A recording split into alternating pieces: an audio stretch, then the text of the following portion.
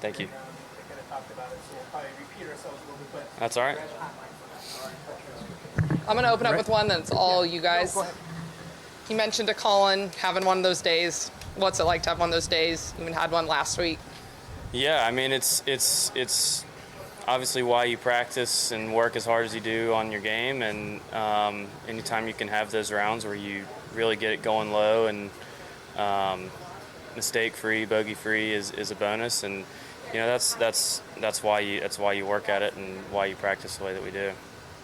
You mentioned it's one of those days. You've been having several of those days, it seems like, lately. What is it with your game right now that you feel good about?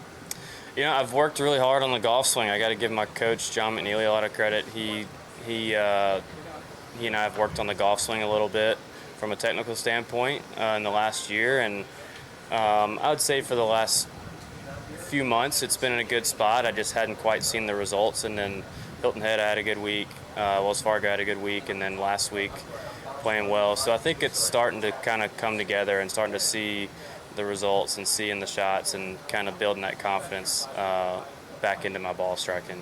JT, your iron play today, 5 of your 9 birdies came within 10 feet. Is that where that better play is manifesting itself? Yeah, I would say that was kind of the theme last week. I think my strokes gained approach was really good, and just ball striking in general. I'm hitting a few more fairways, which allows me to be a little more aggressive with the irons, and my iron play and distance control has been really good. So I've been able to give myself a lot of those kind of 15-footers, 10-footers, and today was the same. Does that give yourself more of a green light in your head standing over a ball when otherwise it might not? Yeah, a little bit. I mean, it's a confidence thing. You know, if you'd asked me that a year ago, there might have been some hesitancy just because I hadn't done it, you know, in a little while. And as soon as you do it a few times and can have a few good rounds, good tournaments, then your confidence starts building and you can get on a nice run. How do you carry this into tomorrow? You look at what you did last week, a 62, and you followed up with a 70. How do you carry this into tomorrow and keep playing at a high level tomorrow? Yeah, I think that's kind of the learning curve I'm going to try and learn from last week was, you know, I didn't play that bad on Friday. I felt like I just couldn't really get anything going. And I would say I was maybe a little too patient or not cautious, but hitting a lot of good shots, but not really getting too many of them close. So I think tomorrow, regardless of where I stand starting the day, I'm going to try and go out there and shoot another number like that, or shoot another solid 5-6 under, or something like that, and stay aggressive and not just kind of coast.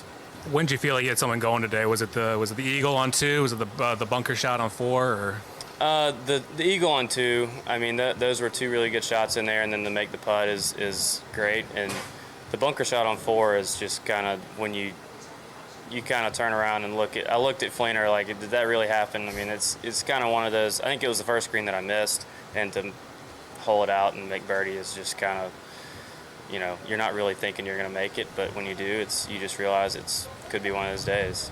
A lot of short putts today, but a nice one on 9, 26-footer, kind of nice way to end a really good round with momentum, maybe moving into tomorrow as well.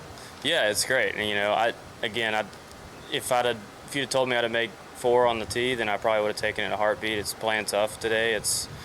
I was as good as I can hit a driver and a 4-iron in there to 25 feet. So to hit 2 good solid shots like that and then make the putt is obviously a bonus going into the rest of the week, and hopefully can keep it rolling. You've been here before. They've made some changes around the course. Are they noticeable, the bunker renovation, that kind of stuff? Are you noticing a big difference, little difference when it comes to the Deere run? I would say a little difference. I think for the most part, the holes look the same, which I like, because I thought it looked great before, but they've done a good job of maybe adding a little distance on a couple tees, moving some bunkers further up the fairway to where they're more in play. But yeah, I think the changes are good, but I think they changed just enough to not really make it too noticeable.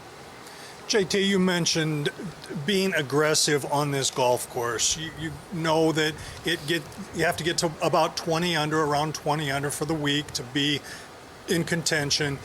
Does that change your approach at all for Friday, Saturday, going into thinking Sunday?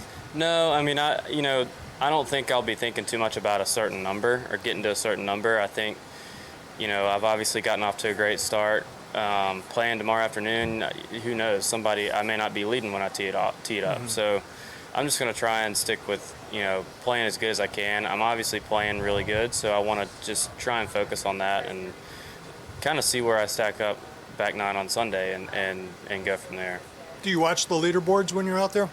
I do, yeah. I Okay. mean, I don't try and pay too much attention to it, but I usually have a pretty good idea of where I stand. Perfect. Thanks. Thank you, JT. All right. Thanks, guys. Thanks. Good round, man. Good start.